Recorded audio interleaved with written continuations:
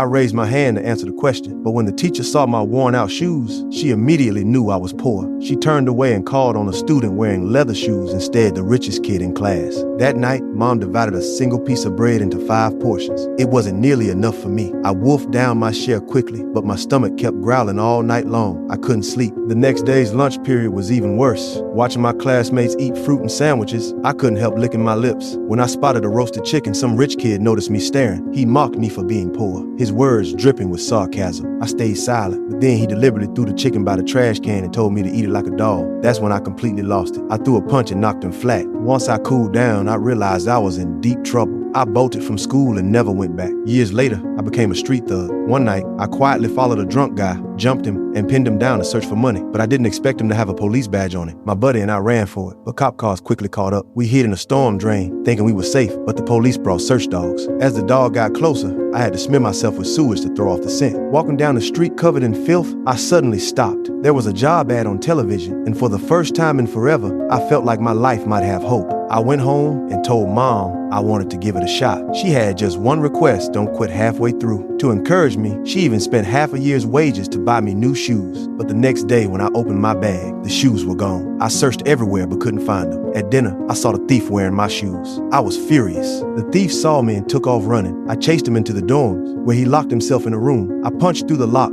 grabbed him despite his struggling, and threw him down the stairs. That's when a teacher showed up and stopped me. Even though I tried explaining what happened, he still decided to punish me. What he didn't know was that years later, I finally discovered my talent for fighting. I trained my heart out and eventually became a famous boxer.